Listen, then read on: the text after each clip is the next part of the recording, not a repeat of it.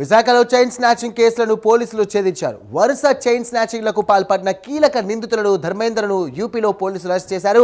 అక్కడి నుండి విశాఖకు తరలించారు. అలాగే పరారీలో ఉన్నటువంటి మరో 3 నిందితుల కోసం కూడా గాలిస్తున్నారు.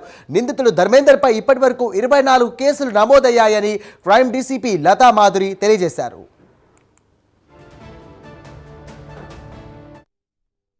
దేశకు సంబంధించిన స్నాచెస్, రాబరీస్, చాలా రకాల అఫెన్సెస్లో ఉన్న సెన్సేషనల్ కేసెస్లో ఉన్న బవేరియా గ్యాంగ్ని వైజాగ్ సిటీ పోలీసు అరెస్ట్ చేయడం జరిగింది. ఈ gang, particular gang other state gang అని తెలుసుకొని వాళ్ళని ఫాలో అవడం జరిగింది.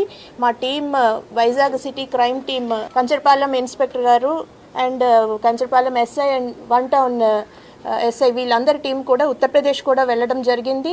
బవేరియా గ్యాంగ్ మెంబర్స్ని అందరినీ ఐడెంటిఫై చేసి వాళ్ళని, అందులో మెయిన్ బ్రెయిన్ ఎవరైతే ఉన్నారో ఈ రోజు మీ ముందు ప్రవేశపెట్టడం కూడా జరుగుతుంది. ఇతన్ని అరెస్ట్ చేశాము. ఇతని టీంలో, ఈ గ్యాంగ్లోని ఇంకా 3 ఉన్నారు. వాళ్ళని కూడా త్వరలోనే మేము పట్టుకుంటాము.